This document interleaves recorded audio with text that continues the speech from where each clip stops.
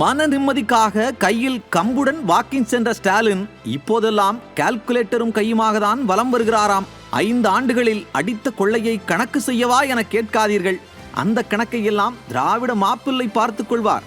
ஸ்டாலின் கால்குலேட்டரோடு வலம் வர காரணம் கூட்டணி கட்சிகள் என்கிறார்கள் அறிவாலயவாசிகள். காங்கிரஸ் 43 சீட்டு கேட்கிறது, விசிக 10 சீட்டு கேட்கிறது. கம்யூனிஸ்டுகள் சும்மா இருப்பார்களா? அவர்களும் தலா 12 சீட்டு கேட்பதாக தகவல் வருகிறது. மகனும் தந்தையும் மட்டுமே இருக்கும் மதிமுக கூட 11 சீட்டு கேட்கிறதாம். அதைவிட கொடுமை என்னவென்றால் 10க்கு 10 ரூமில் செயற்குழு கூட்டம் நடத்தும் கமலஹாசன் 15 சீட்டு கேட்கிறாராம். எப்படி சிக்கிரிக்கம் பாத்தியாப்பா?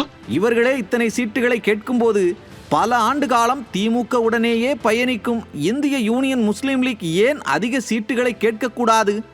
இஸ்லாமிய மக்களின் மக்கள் தொகைக்கு ஏற்ப திமுக கூட்டணியில் பிரதிநிதித்துவம் இல்லை என ஆதங்கத்தில் இருக்கிறார்கள் அக்கட்சியினர்.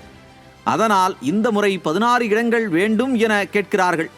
இவர்களையெல்லாம் தவிர்த்து ஈஸ்வரன், வேல்முருகன், காமெடி நடிகர் கருணாசி என ஒரு கூட்டம் இருக்கிறது. இந்த சீட்டையெல்லாம் கூட்டி ஸ்டாலின் சார் கணக்கு போட்டா எப்படி போடுவார்னு நான் சொல்லி தெரிய தேவையில்ல. ஆக 86, 9 கணக்கு போடுங்க. 90 என்ன தப்பா போடுறீங்க? 97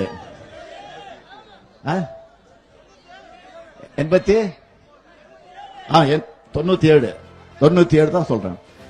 இதுக்குத்தான் கால்குலேட்டரோட வலம் வராருன்னு விவரம் தெரிஞ்சவங்க சொல்றாங்க. கூட்டணி கட்சிகளோட கோரிக்கைப்படி பார்த்தா மொத்தம் 122 தொகுதிகளை கூட்டணி கட்சிகள் கேட்குறாங்க. திமுகவுக்கு 112 தொகுதிகள் தான் போட்டி போட வேண்டிய சூழல் இருக்கு. அது எப்படிப்பா சரியா வரும்னு கேட்காதீங்க. மீண்டும் திமுக ஆட்சி, முதல்வர் வேட்பாளர் ஸ்டாலின் சொன்னா ஜனங்க ஓட ஓட விரட்டுவாங்கன்னு தெரிஞ்சதால கூட்டணி ஆட்சி தான் சரின்னு காங்கிரஸ் கட்சி முடிவோட இருக்கிறதா சொல்றாங்க. அது மட்டுமில்ல, துணை முதல்வர் வேட்பாளரா காங்கிரஸை சேர்ந்த ஒருவர் அறிவிக்கணும்னு கோரிக்கை இருக்கிறதா விவரம் தெரிஞ்சவங்க சொல்றாங்க. அமைச்சர் ராஜகண்ணப்பன் காங்கிரஸ் கட்சி உயிரை வாங்குதுன்னு வெளிப்படையா பேசினாரே, அதற்கு காரணம் இந்த குடைச்சல் தான். காங்கிரஸ்ல ஒரு காலத்து 67 வரைக்கும் காங்கிரஸ் இப்போ வர முடியுதா? சொன்னா அப்புறம் கோச்சுக்கிறா, கூட்டணியில் இருக்கா, ஒருத்தர் 2 பேர் இருந்துட்டு உயிரை வாங்கிட்டு இருப்பாங்க. அமைச்சர் ஒரு பக்கம் அவமானப்படுத்தினாலும் அசராத காங்கிரஸ் ஸ்டாலினே வெளிப்படையாக கூட்டணி ஆட்சி முடியாது என சொன்ன பிறகும் ஆட்சியில் பங்கு என்பதில் உறுதியாக இருக்கிறது. காங்கிரஸ் மட்டுமல்ல, காங்கிரஸ் கொடுக்கும் குடைச்சலில் திமுக வழிக்கு வந்தால் நாமும் பலன் பெறலாம் என்கிற எண்ணத்தில்தான் மற்ற கூட்டணி கட்சிகள் இருக்கின்றன. இவ்வளவுதான் சீட்டு, வந்தா வாங்க இல்லைன்னா போங்க என சொல்லும் துணிச்சல் ஸ்டாலினுக்கு இல்லை. அலங்கோல ஆட்சி நடத்திவிட்டு தனித்து நிற்கும் துணிச்சல் எப்படி வரும்? இப்போதைக்கு அதிமுக எம்பி CV சண்முகம் சொன்னதைப் போல கூட்டணி கட்சிகளிடம் கெஞ்சி கொண்டிருக்கிறது திமுக. காலை பிடித்து கெஞ்சி கொண்டிருக்கிறது, எங்களை விட்டு போய்விடாதீர்கள், ஐயோ போய்விடாதீர்கள், ஐயோ போய்விடாதீர்கள் என்று இன்னைக்கு பிச்சை எடுத்துக் கொண்டிருக்கிறது.